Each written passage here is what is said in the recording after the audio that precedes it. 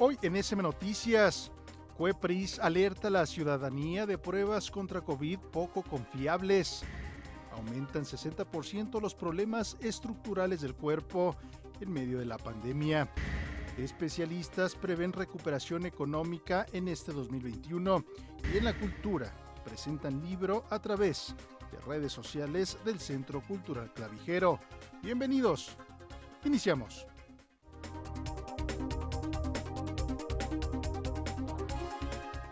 Hola, ¿qué tal? Les saludo con el gusto de siempre. Gracias por acompañarnos en SM Noticias. Hoy viernes 5 de febrero del 2021. Saludo a usted que nos sintoniza en las diferentes señales del Sistema Michoacano de Radio y Televisión. Vía Mexicanal en los Estados Unidos y al sur de Canadá. Mi nombre es Eric Serpa. Gracias a mi compañero Miguel Almanza, intérprete de lengua de señas mexicana, y a todo el equipo que hace posible este espacio informativo. Vamos de lleno a lo que le hemos preparado para esta noche. En aumento los problemas estructurales del cuerpo debido al trabajo en casa, clases a distancias, malas posturas.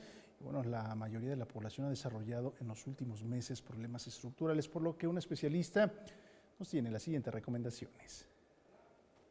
Incremento de horas que la mayoría de la población pasa en una silla y frente a una computadora o dispositivo.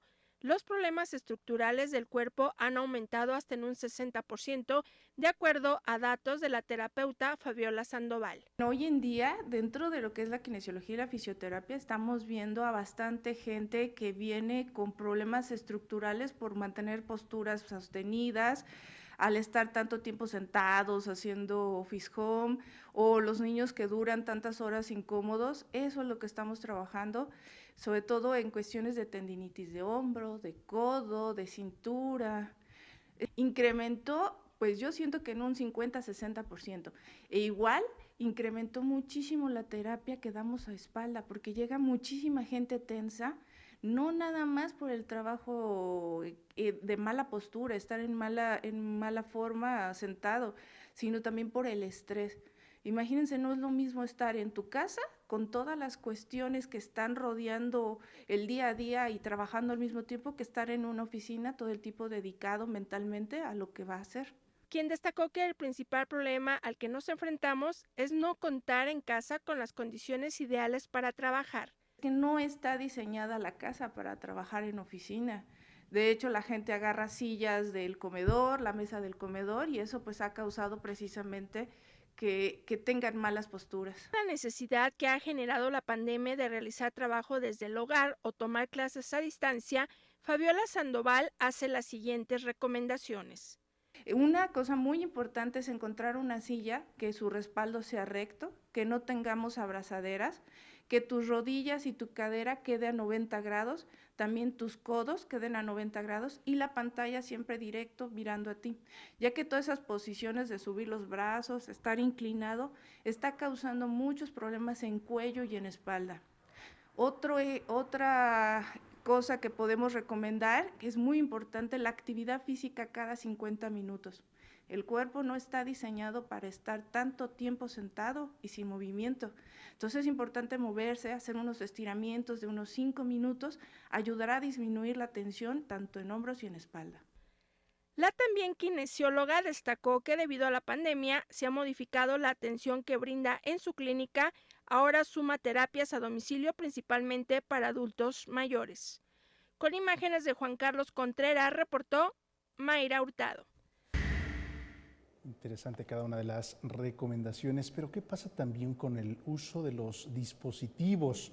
La tendinitis en el dedo pulgar de la mano es una de las patologías más recurrentes. El especialista en kinesiología y fisioterapia, Fabiola Sandoval, nos comparte los siguientes puntos.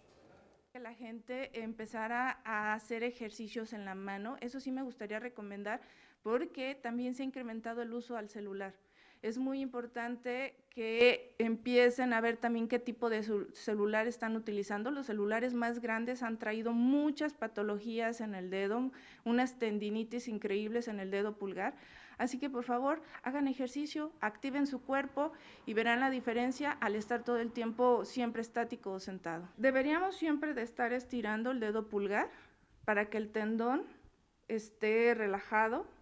se esté estirando, hacemos movimientos de estiramiento, hay que estirar obviamente todo lo que son los músculos anteriores y exteriores del antebrazo a través de ejercicios nada más de estiramiento, estar estirando para que estos flexores y extensores no se vayan a contraer y a la larga nos inflamen los tendones de la mano.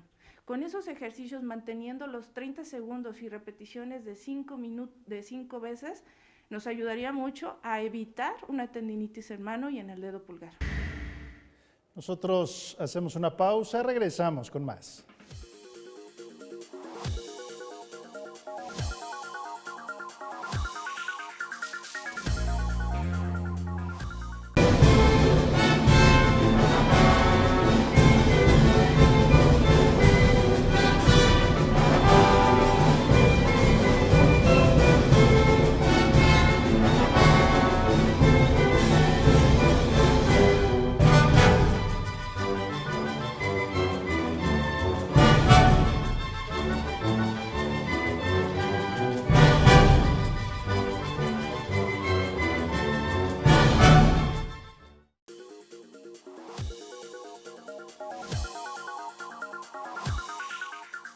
Gracias por continuar con nosotros. Tenemos más información. La Secretaría de Salud de Michoacán ha entregado estímulos económicos por más de 1.100.000 pesos para reconocer a los auxiliares de salud en el estado de Michoacán. Hasta el momento se han beneficiado 193 auxiliares adscritas a las jurisdicciones sanitarias de Pátzcuaro y Zamora, así como 25 de La Piedad. Estas personas, en su mayoría mujeres, realizan en sus comunidades acciones de promoción y prevención, además de reforzar la estrategia de guardianes de la salud en tu comunidad, a fin de romper la cadena de contagios por la COVID-19, además de actividades para la eliminación del dengue. Le comento además en otros detalles que cuando compre una prueba rápida para el diagnóstico de la COVID-19, asegúrese de que está avalada por las autoridades sanitarias. De lo contrario, podría representar un riesgo el tener un resultado falso. En Michoacán, de diciembre a la fecha, se han detectado 50 farmacias que ofertan pruebas para el diagnóstico de COVID-19 sin regulación alguna. Así lo informó el director de la Comisión Estatal de Protección contra Riesgos Sanitarios, José Rafael Torres. Advirtió que la efectividad de las pruebas no estaría comprobada.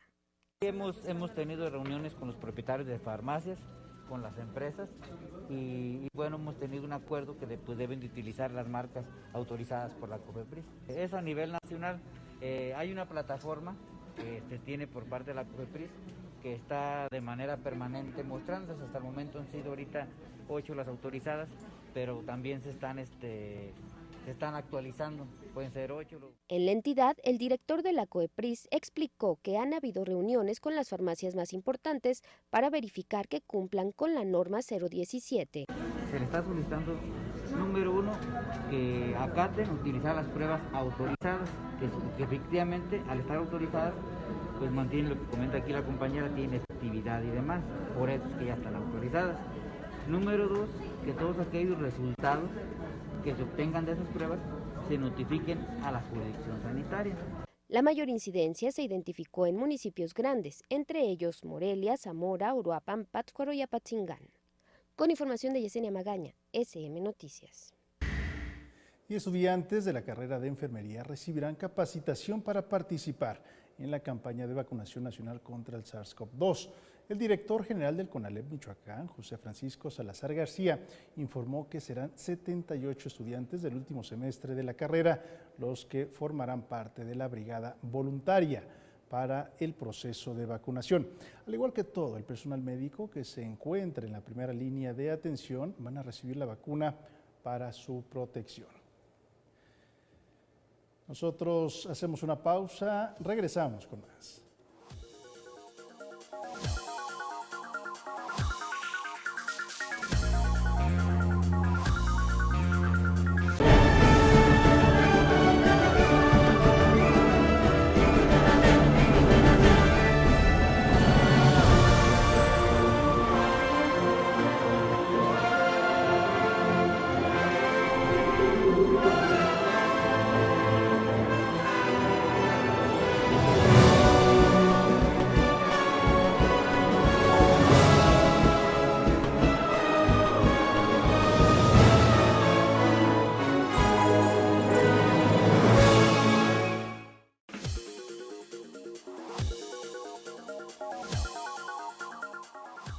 por continuar con nosotros.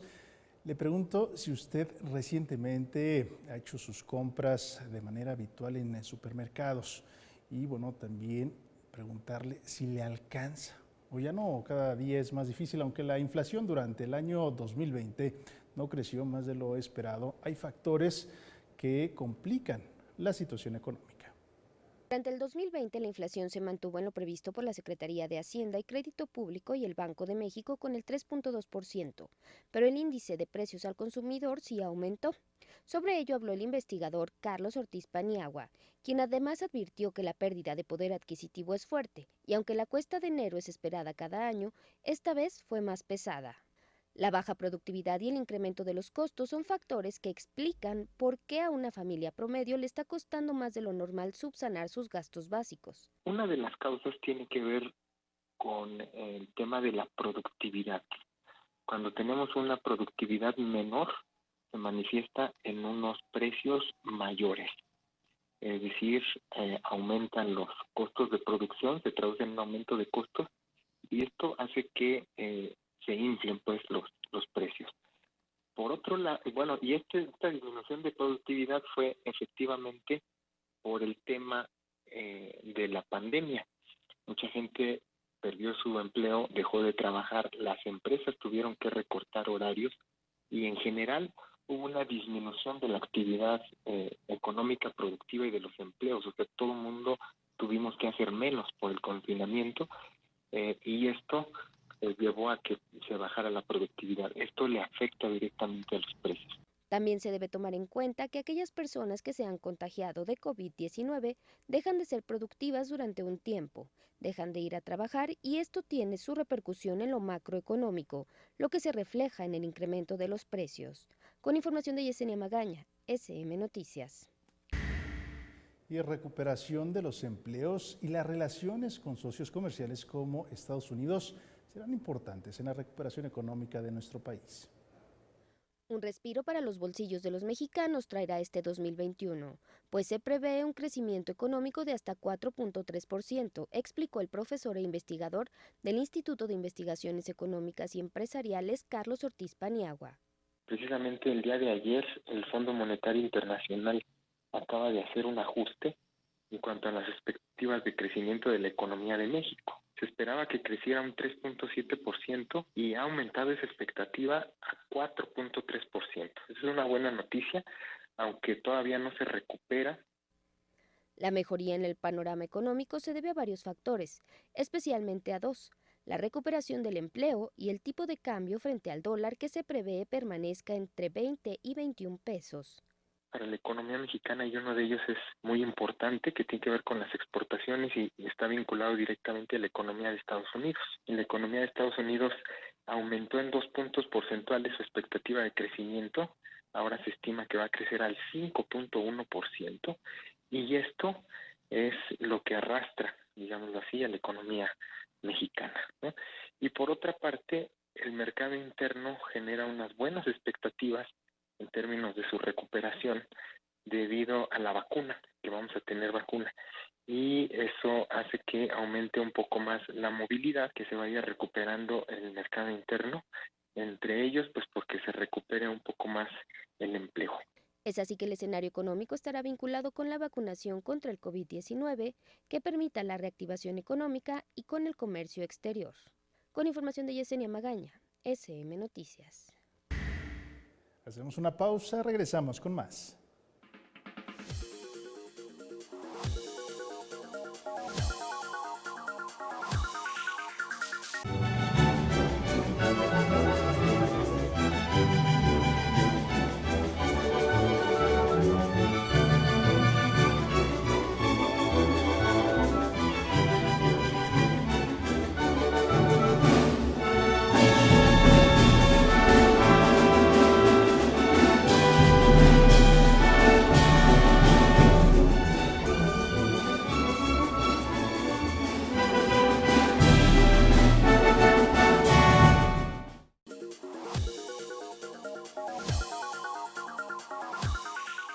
Gracias por continuar con nosotros. Es momento de saludar y escuchar a Dafne Gutiérrez con información de la cultura. Daf, muy buena noche.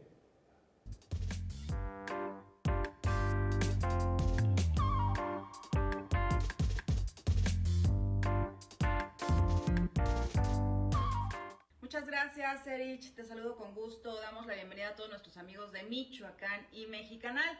Este jueves se llevó a cabo la presentación en línea de una publicación de artista visual titulado SEA. Y por otra parte, se difunde un catálogo de libros digitales para niños, entre los que destaca el título Salvemos a nuestros monstruos, cuento de la reconocida autora Gabriela Leveroni. Aquí lo invito a que escuchemos todos los detalles. Un conjunto de experiencias familiares, artísticas y visuales es lo que conforma el libro de artista Escrituras Tangibles de Yulia Akhmadeva, que se encuentra en el Centro Cultural Clavijero y que así lo describe su propia autora.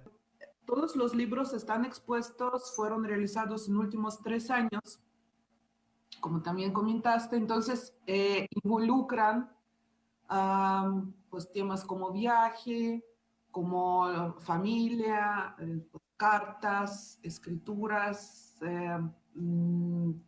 de cartas personales, descripciones de las vivencias y los momentos, tanto visuales como textuales.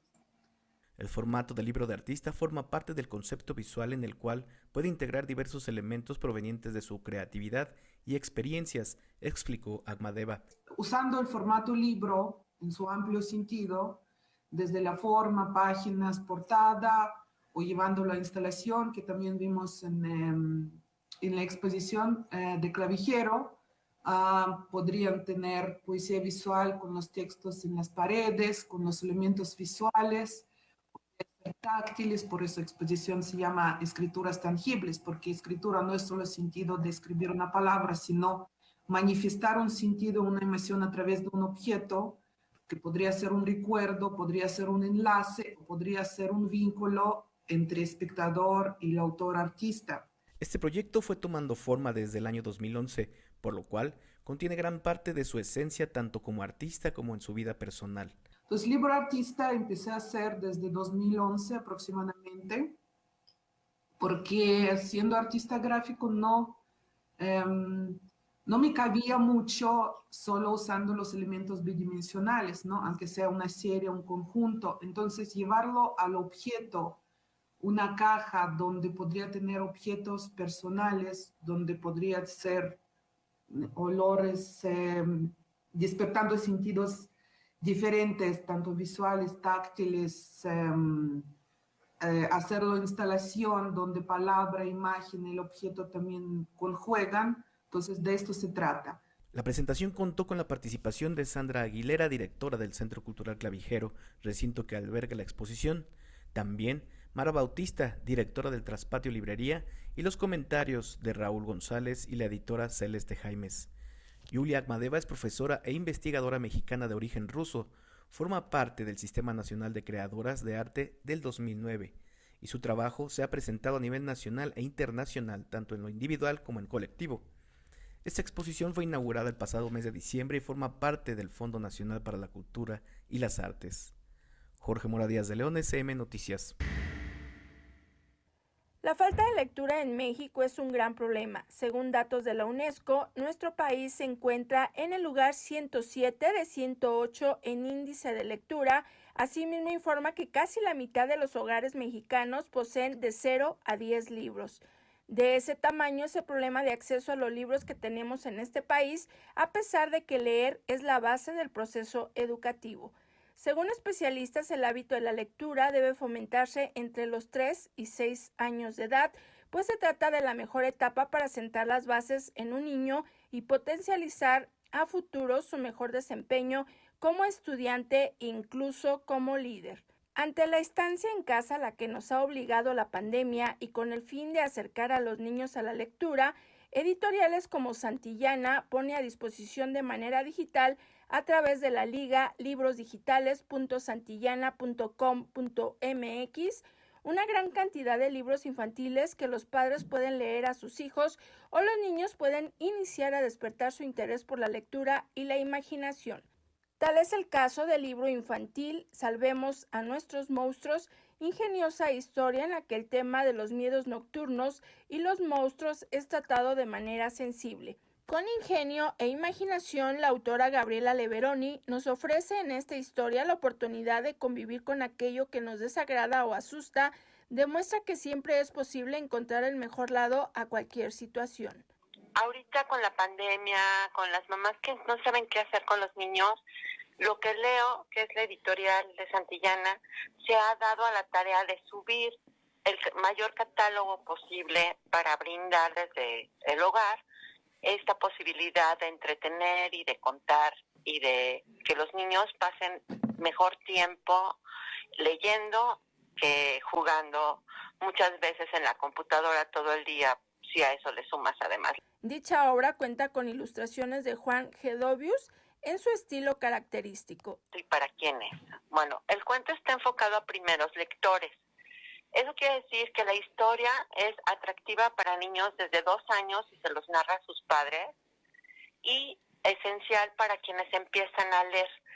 Son palabras sencillas, cotidianas, y que empiezan a generar este gusto por la lectura de los. Para SM Noticias, Mayra Hurtado. Bien, esto en la cultura, agradezco su atención y es viernes, así que excelente fin de semana. Regreso con Erich, tenemos más en SM Noticias. Muy buenas noches.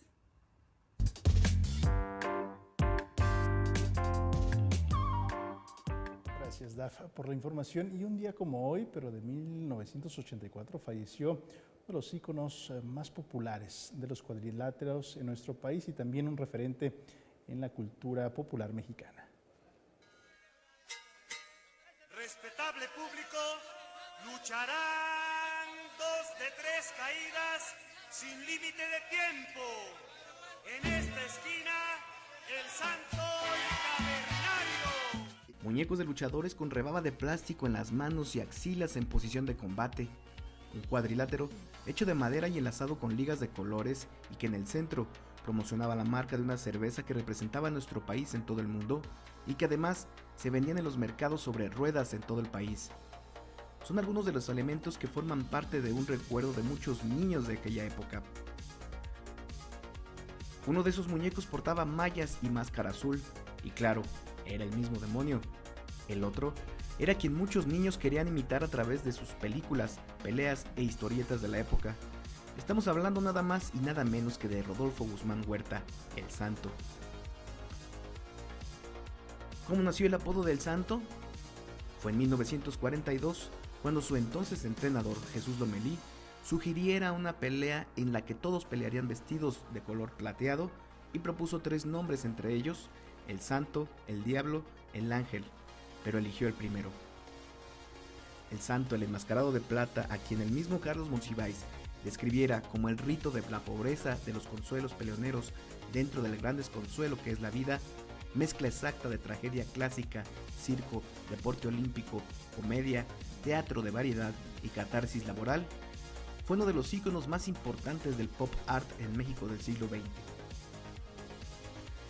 Ningún luchador en sus 4 décadas de carrera pudo despojarlo de su máscara.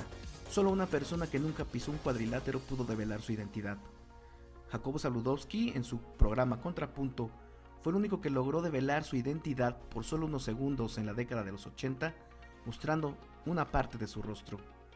Un día como hoy, pero de 1984, Rodolfo Guzmán Huerta murió a causa de un infarto al miocardio en la Ciudad de México.